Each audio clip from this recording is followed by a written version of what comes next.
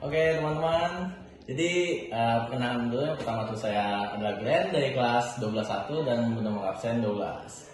Lalu sini saya akan melakukan wawancara dengan siapa?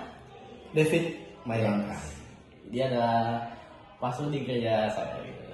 Oke, jadi langsung ke pertanyaan pertama aja ya pastor. Oke.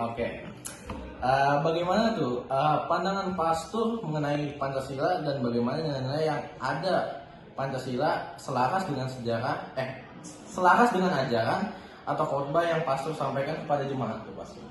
Pancasila ya, Yes. selaras dengan khotbah yang diajarkan ya.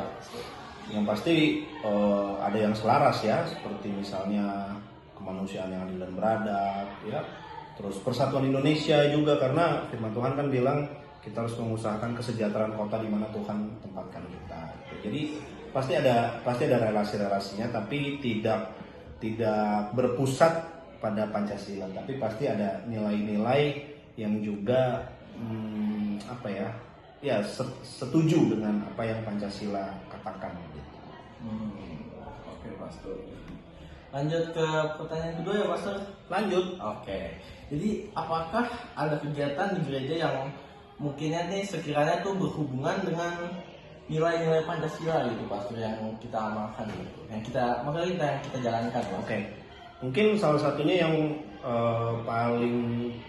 paling mudah dilihat ya, itu keadilan sosial bagi seluruh rakyat Indonesia. Jadi ya di sini secara adil semua orang dilayani dengan baik, tanpa peduli status ekonomi sosial, tanpa peduli dia lulusan apa, setinggi apa gelarnya, sebanyak apa gelarnya, semua jadi adil gitu. Dan adil ini juga salah satu yang gereja lakukan itu untuk kita punya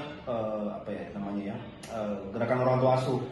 Jadi untuk jemaat-jemaat yang kurang mampu, anak-anaknya itu kita sekolahkan dan kuliahkan juga secara free. Jadi kita bayarin sekolah dan kuliahnya mereka gitu. Oh begitu pastor. Yes. Gila ya, sangat menyentuh hati pastor. Lanjut yang ketiga ya pastor, yang Yes. terakhir nih. Terakhir, oke. Nah, Terakhir biasa jadi itu bagus. apa harapan terdalam pastor nih bagi jemaat, kayak agar mereka tak hanya memahami tetapi sungguh-sungguh menghidupkan nilai-nilai Pancasila dalam relasi sehari-hari, baik dalam keluarga, lingkungan, ataupun terhadap sesama umat beragama gitu pastor. Ya kalau bicara buat jemaat ya dan semua anggota gereja, ya tentu selama kita warga negara Indonesia, tinggal di Indonesia, ya tentu harus melakukan dengan baik, ya kan? Karena kita juga firman Tuhan bilang kita nggak boleh melawan pemerintah, gitu kan?